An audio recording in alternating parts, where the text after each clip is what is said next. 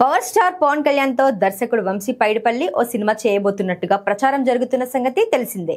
ఇప్పటికే నిర్మాత దిల్ రాజుకు పవన్ డేట్స్ ఇచ్చినట్టుగా టాక్ ఉంది.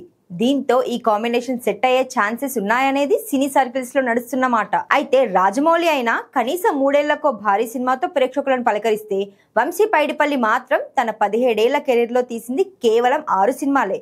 చివరగా విజయ్ తో వారసుడు సినిమా చేసిన వంశీ గత 3 సంవత్సరాలుగా కొత్త ప్రాజెక్ట్ ను ప్రకటించలేదు. ఈ గ్యాప్ లో ఆయన హిందీ సినీ పరిశ్రమపై దృష్టి సారించినట్టుగా వార్తలు వచ్చాయి. అమీర్ ఖాన్, సల్మాన్ ఖాన్ వంటి బాలీవుడ్ అగ్ర హీరోలకు కథలు వినిపించేందుకు ఆయన ముంబై చుట్టూ తిరిగాడని ప్రచారం జరిగింది.